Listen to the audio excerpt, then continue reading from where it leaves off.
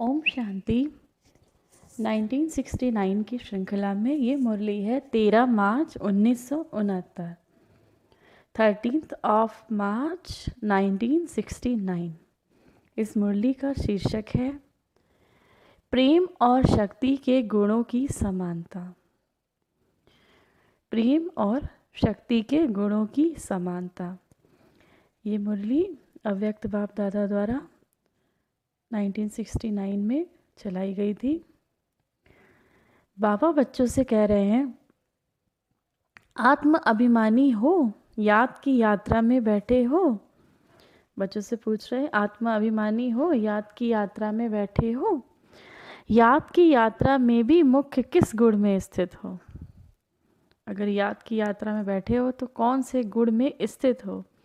याद की यात्रा में होते हुए भी मुख्य गुण स्वरूप हो। बाबा ने पूछा, अगर याद की यात्रा में बैठे हो तो मुख्य कौन सा गुण है, किस गुण स्वरूप में हो? इस समय आपका मुख्य गुण कौन सा है? सभी ने अपना अपना विचार सुनाया। तो इस समय तो सभी का विशेष प्रेम स्वरूप की स्थिति में है। ज़्यादातर बच्चे सब बाबा कह रहे हैं प्रेम स्वरूप की स्थिति में है।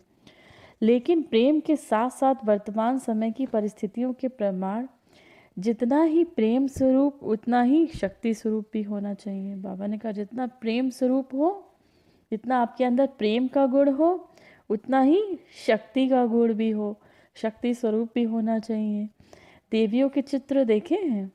देवियों के चित्र मंदिर में दिखाए जाते हैं, कितने सुंदर सुंदर चित्र बनते हैं। तो देवियों के चित्र में मुख्य क्या विशेषता होती है? अपने चित्रों को कब ध्यान से नहीं देखा? नहीं, बाबा ने कहा अपने चित्रों को कभी ध्यान से देखा है कि नहीं देखा है? जब देवियों के चित्र बनाते हैं तो काली के सिवाय, काली माता के सिवाय जो बाकी जो देवियां हैं उनके नयन हमेशा गीले दिखाते हैं। कितना सुंदर बाबा ने वर्णन किया यह देवियों के चित्र का। कह रहे जब काली देवी के सिवाय जो भी जितनी भी देवियां उनके नयन हमेशा गीले दिखाते हैं, जैसे प्रेम में डूबे हुए हो नैन हो। उसको क्या कहते हैं? प्रेम में जैसे डूबे हुए नैन दिखाते हैं। साथ साथ जो उनका चेहरा आदि बनाते हैं तो उनकी सूरत से ही शक्ति के संस्कार देखने में आते हैं। जो उनका चेहरा बाबा ने कहा बनाते हैं तो उनकी सूरत से ही शक्ति के संस्कार देखने में आते हैं। लेकिन नैनों में प्रेम, दया, शीतलता देखने में आती है। नैनों से क्या लगता है कितना प्रेम स्वरूप में माँ, कितनी दयावान है माँ, शीतलता देखने में आती है। तो मातापन के प्रेम के संस्कार इन नैनों से दिखाई पड़ते हैं। उन्हों को ठहरने का ढंग व सवारी अस्त्र शस्त्र दिखाते हैं।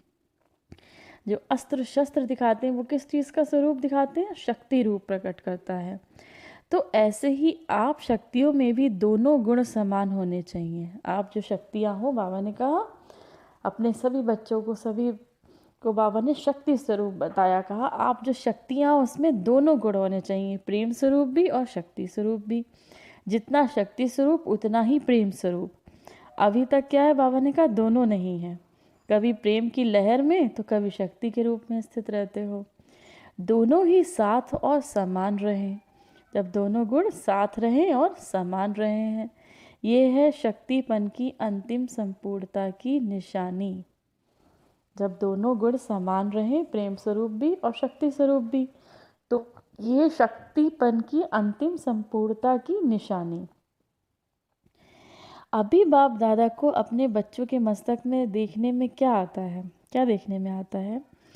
अपने मस्तक में देखा है क्या? बाबा बच्चों से पूछ रहे हैं, अभी अपने मस्तक में देखा है क्या? प्रारब्ध देखते हो व वर्तमान सौभाग्य का सितारा चमकता हुआ देखते हो?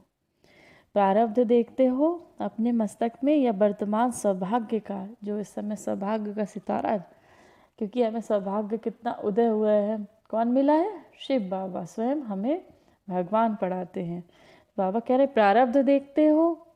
प्रारब्ध मतलब कि जो हम बाबा से ज्ञान सुन रहे हैं, जो हम योग लगाते हैं, उसके हमें प्रारब्ध में क्या देता है बाबा? सतयुग।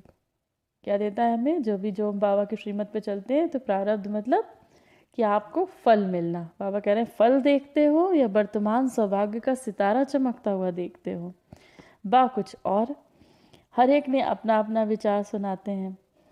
तीनों संबंधों से तीनों ही बातें देखने में आती हैं, इसीलिए आपको त्रिशूल सौगात भेजी थी। बाबा ने कहा तीनों संबंधों से तीनों ही बातें देखने में आती हैं, इसीलिए आपको त्रिशूल सौगात में भेजी थी। तीनों ही सितारे दिखाई दे रहे हैं, एक तो भविष्य का, दूसरा वर्तमान सौभाग्य का, और तीसरा जो परम धाम में आपकी आत्मा ही संपूर्ण अवस्था होनी है। 3 सितारे बाबा ने दिखाए हैं, इसके लिए त्रिशूल की बाबा ने सौगात भेजी। बाबा कह रहे हैं त्रिशूल की सौगात भेजी थी तीनों सितारों की। तो पहला भविष्य का, सतयुग का, दूसरा सितारा कौन सा, वर्तमान का, संगम पे हमें बाबा मिला हुआ है, ये भी सौभाग्य है। तीसरा सितारा जो बाबा ने बताया, जो परम धाम में आपकी आत्मा की संपूर्ण अवस्था होनी है, वह आत्मा की संपूर्ण स्थिति का सितारा। तो तीनों ही सितारे दिखाई पड़ते हैं, इन तीनों सितारों को देखते रहना। बाबा ने कहा इन तीनों सितारों को देखते रहना। कभी कभी सितारों के बीच बादल आ जाते हैं, कभी कभी सितारों के बीच बादल आ जाते हैं, कभी कभी सितारे जगह भी बदली करते हैं तो कभी टूट पड़ते हैं। यहाँ भी ऐसे ऐसे हैं, जगह भी बदली करते हैं, कभी तो देखो बहुत ऊपर चले जाते हैं, कभी देखो तो बीच में, कभी देखो तो उससे भी नीचे। जगह भी अभी बदली नहीं करनी चाहिए। बाबा ने कहा जगह भी अभी बदली नहीं करनी चाहिए। ये किन सितारों की बात कर रहे हैं बाबा? हम बच्चों की। बाबा हमें सितारों के रूप में देख रहे हैं, कह रहे हैं कभी कभी बच्चों की स्टेज बहुत ऊंची हो जाती है, बहुत अच्छा योग लगता है, बाबा की याद बहुत अच्छी रहती है, कभी कभी बीच में हो जाती है और कभी कभी क्या होती है उससे नीचे आ जाती है। बाबा ने कहा जगह अब नहीं बदली करनी है, अगर बदली करो तो आगे बढ़ो लेकिन नीचे नहीं उतरो। अगर आपको जगह बदलनी है, अगर स्टेज चेंज करनी है तो ऊपर की स्टेज पे आओ, नीचे की स्टेज पे नहीं आओ, नीचे नहीं उतरो। अविनाशी संपूर्ण स्थिति में सदैव चढ़ते रहो, ऐसा सितारा बनना है। बाबा ने कहा अविनाशी संपूर्ण स्थिति में सदैव चढ़ते रहो, ऐसा सितारा बनना है। टूटने की तो यहाँ बात ही नहीं है। सभी अच्छे पुरुषार्थी बैठे हुए हैं। बाबा ने कहा सभी बच्चे अच्छे पुरुषार्थी बैठे हुए हैं, बाकी जगह बदलने की आदत को मिटाना है। जगह बदलने की आदत को मिटाना है, मतलब अपनी जो स्थिति अप डाउन होती है, बाबा ने कहा उसको ख़त्म करना है, मिटाना है। कुमारियों की रिज़ल्ट कैसी है? बाबा कहते हैं कुमारियों की रिज़ल्ट कैसी है? आप अपनी रिज़ल्ट क्या समझती हो, विशेष किस बात की उन्नति समझती हो? कुमारियों से बाबा बात कर रहे हैं। आप अपनी रिज़ल्ट क्या समझती हो, विशेष किस बात में उन्नति समझती हो? हर एक ने अपना सुनाया। याद की यात्रा में कमी है। बाबा ने कहा याद की यात्रा में कमी है, इसीलिए इतनी महसूसता नहीं होती। याद की यात्रा जब कम होती है तो अमृत वेले भी महसूसता नहीं होती। तो बाबा ने कहा अमृत वेले भी याद का इतना अनुभव नहीं होता। इसीलिए जैसे साकार में यहाँ बाहर खुली हवा में भी सैर करते थे, लक्ष्य भी देते थे, योग का अनुभव भी कराते थे। पहले ब्रह्मा बाबा थे तो बच्चों को हवा में घुमाने सैर कराते थे, लक्ष्य देते थे कि आपको इतना करना है, आपको चार्ट बनाना है, याद का चार्ट बनाना है, मुरली पढ़नी है, योग का अनुभव भी कराते थे। इसी रीति से कि जैसे बाबा कराते थे, सैर कराते थे, लक्ष्य देते थे, योग का अनुभव कराते थे, इसी रीति से कुमारियों के जो टीचर्स हैं वो उनको आधा घंटा एकांत में सैर कराएं। जैसे शुरू में तुम अलग अलग जाकर बैठते थे सागर के किनारे, कोई कहाँ जाकर, ऐसी प्रैक्टिस कराओ। बाबा ने कहा छतें तो यहाँ पे बहुत बड़ी बड़ी हैं। फिर शाम के समय 7 से 7:30 तक का समय विशेष अच्छा होता है। जैसे अमृत बेले का सतोगुड़ी टाइम होता है, वैसे बाबा ने क्या कहा 7 से 7:30 तक का समय विशेष अच्छा होता है। जैसे जैसे पैसे ही ये शाम का टाइम भी सतोगुड़ी है, बाबा ने कहा वैसे ही ये शाम का टाइम भी सतोगुड़ी है। सैर पर भी इसी टाइम निकलते हैं। उसी समय संगठन में योग कराओ, का उसी समय संगठन में योग कराओ। जो 7 से 7:30 का टाइम है, इसी समय संगठन में योग कराओ। और बीच बीच में अव्यक्त रूप से बोलते रहो। कोई का बुद्धि योग यहाँ वहाँ होगा तो फिर अटेंशन खींचेगा। योग की सब्जेक्ट में बहुत कमी है। बाबा ने कहा अभी बच्चों के योग की सब्जेक्ट में बहुत कमी है। भाषण करना, प्रदर्शनी में समझाना, ये तो आजकल के स्कूल की कुमारियों को 1 सप्ताह ट्रेनिंग दे दो, वो बहुत अच्छा समझा लेंगी। भाषण करना है, प्रदर्शन करना है, ये तो क्या बाबा ने कहा, प्रदर्शनी में समझाना है लोगों को। तो ये तो स्कूल के कुमारियों को 1 सप्ताह ट्रेनिंग दे दो, वो भी बहुत अच्छा समझा लेंगी। लेकिन ये तो जीवन में अतीन्द्रिय सुख का अनुभव करना है। यहाँ तो क्या करना है बाबा ने कहा, जीवन में अतीन्द्रिय सुख का अनुभव करना है, जो इंद्रियों से परे हो, जो अपनी आत्मिक स्थिति में स्थित रह के करना है। तो उस समय ऐसे समझो जैसे कि बाप दादा के निमंत्रण पर जा रहे हैं।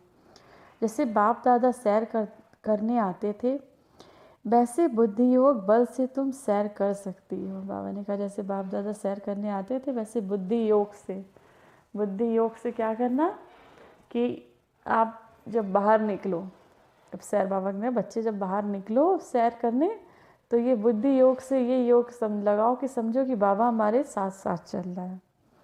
तो बुद्धि योग बल से तुम सैर कर सकती हो। जब याद की यात्रा का अनुभव करेंगे तो अव्यक्त स्थिति का प्रभाव आपके नैनों से, चलन से प्रत्यक्ष देखने में आएगा। बाबा ने कहा जब याद की यात्रा का अनुभव करेंगे, जितना जितना याद करेंगे, तो अव्यक्त स्थिति का प्रभाव आपके नैनों से, चलन से प्रत्यक्ष देखने में आएगा। फिर उन्हों से माला बनवाएंगे, जैसे शुरू में आप खुद माला बनाती थी ना, तो बाबा ने कहा फिर उन्हों से माला बनवाएंगे।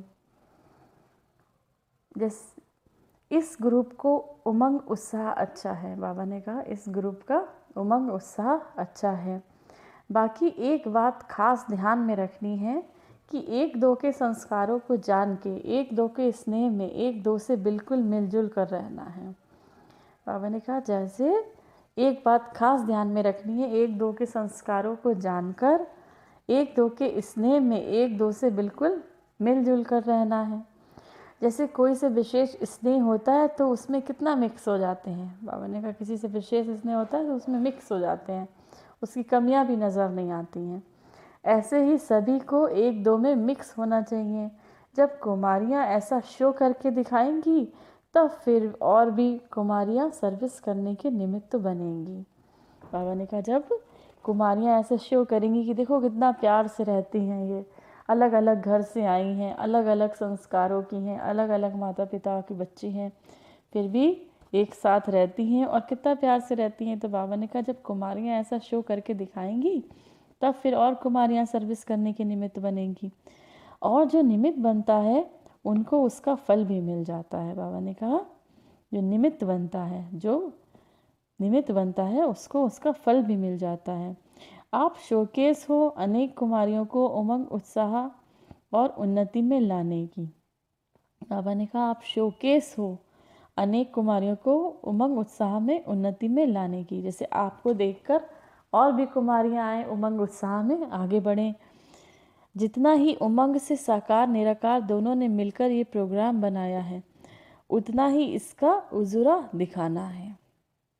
बाबा ने कहा जितना ही उमंग से साकार और निराकार ने दोनों ने मिलकर ये प्रोग्राम बनाया है, उतना ही इसका उजरा दिखाना है। कई कुमारियों की उन्नति के निमित्त बन सकती हो। बाबा ने कहा बहुत सारी कुमारियों की उन्नति के निमित्त बन सकती हो।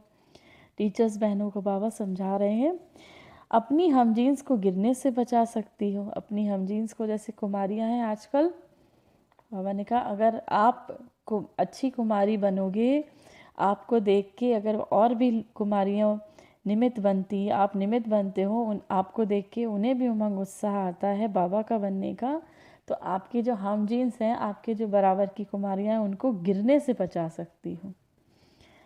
कुमारियों के साथ बाप दादा का काफ़ी स्नेह है, क्योंकि बाप दादा परम पवित्र और कुमारियाँ भी पवित्र हैं। बाप दादा का कुमारियों के साथ बहुत स्नेह है, क्योंकि बाप दादा परम पवित्र और कुमारियाँ भी पवित्र हैं। तो पवित्रता को खींचती है। वर्तमान समय मुख्य विशेषता यही चाहिए। हर एक महारथी का फर्ज है अपना गुण और औरों में भरना। हर एक महारथी का ये फर्ज है अपना गुण औरों में भरना। जैसे ज्ञान का दान देना होता है, वैसे गुणों का भी दान करना चाहिए। जैसे ज्ञान रत्नों का दान करते हो, इसीलिए महारथी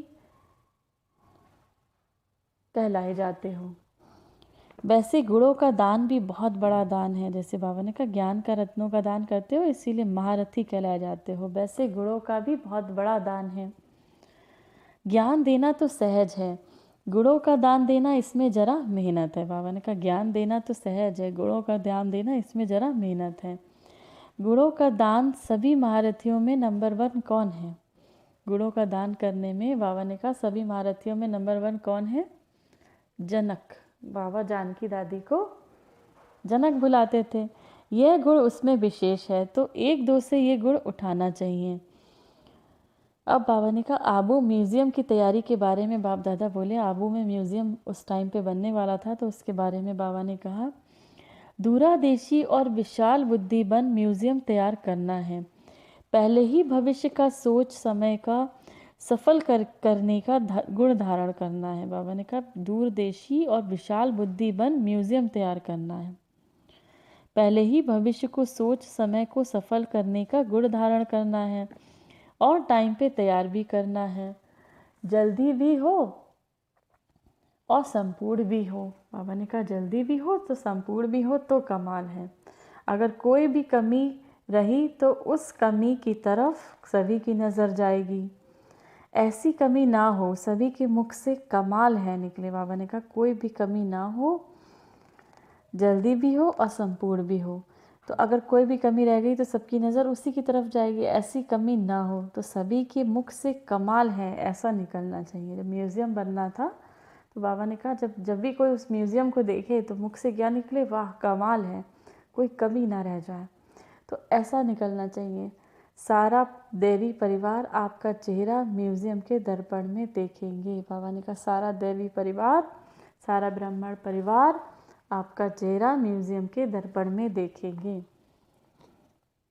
अच्छा, ये थी बाबा की 13 मार्च 1969 की मुरली।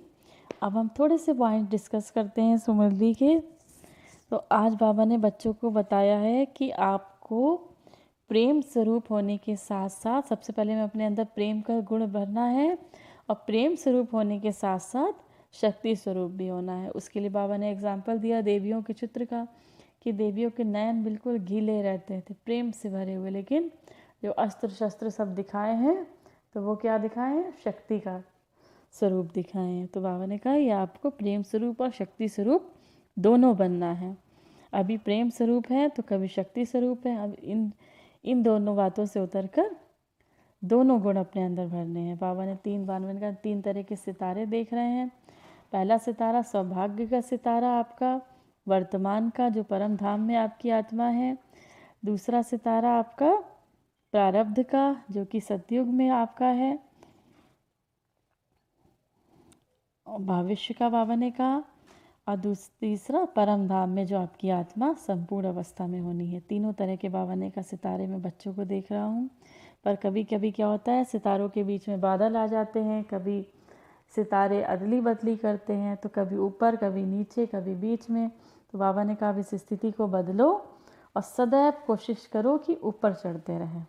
अगर बदली करनी है तो अपनी स्टेज को अच्छा करना है, हाई करना है, ना कि नीचे आना है। बाबा ने कहा याद की यात्रा में कमी है, इसीलिए इतनी महसूसता नहीं होती, अमृत वेले भी याद का अनुभव नहीं होता। और बाबा ने कहा कि जैसे पहले ब्रह्मा बाबा के टाइम में बाबा बच्चों को ले जाते थे सैर कराने के लिए। तो बाबा कहते हैं अभी भी निमित्त वरी जो टीचर हैं कुमारियों को सैर कराने के लिए ले जाएं, थोड़ा उन्हें एकांत में थोड़ा टाइम दें। शाम का समय बाबा ने कहा 7 से 7:30 का टाइम बहुत अच्छा होता है। ये भी टाइम सतोगुणी होता है अमृत वेले की तरह।